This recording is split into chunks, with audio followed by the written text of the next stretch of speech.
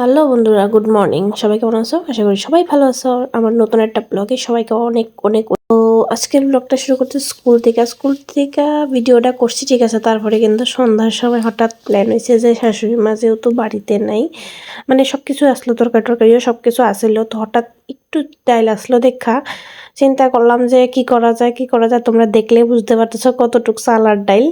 তারপরে কুমড়া আসলো একটা, তো কইতেছি কিছু তো কইরালাম, আচ্ছা ঠিক আছে, তো কি করা যায়। তো হ্যাঁ কইতেছে খিচুড়ি করবা। তো আমি আসলে ড্যাগের মধ্যে কখনো খিচুড়ি করি নাই, মাই সবসময় খিচুড়ি করে। তো আমি যদি করতাম প্রেশার কুকারের মধ্যে মেয়ে লেগে করতাম, অল্প স্বল্প, বেশি করতাম না। তো ফার্স্ট টাইম খিচুড়ি জল দিয়ে লাইছি বেশি। তো যাই হোক, করতে করতে অভ্যাস হয়ে যাবে, ঠিক আছে না।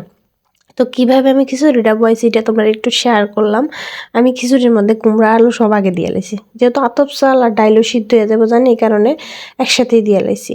তো হ্যাঁ দিদি দেখা করতেছে আর কি, একসাথে দিয়ে লাইতেছে, ওকে রে একসাথে দিও না, একসাথে নি দিয়ে আমি করতে, মানে হ্যাঁ আমার করতেছে পরে দিলে তো পারতা।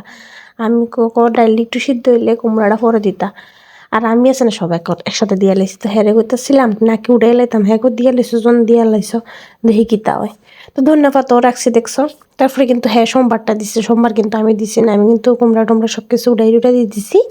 দেওয়ার পরে হেরে হয়েছি বাবারে তুমি নামো, আমি পারতাম না, তো আদা দিয়েছি একটু, সব কিছু দিয়ে লাইছে আর কি। সোমবার বলতে পরে তেল গরম করে সেটা সোমবার দিয়ে লেব হয় আর কি। আমি কিন্তু করছি না, আমি কিন্তু অল্প একটু করে একটু দেওয়ার পরে আমি আর করতেছি হ্যাঁ তুমি করে লো, আমি পারতাম না। মানে আমি বেদিস হয়ে গেছি, আর জল বুঝুনি, জলই শুকায় না। তো তোমরা কিভাবে বাড়িতে খিচুড়ি রান্না করো অবশ্যই জানাই। ফার্স্ট টাইম কিন্তু আমি ট্যাগের মধ্যে খিচুড়ি এভাবে রান্না করছি। আগে মেয়ের লেগে প্রেশার কুকারে বুঝোই ডালিয়া রান্না করতাম, তো এই কারণে আমি বুঝতে পারতেছিলাম না।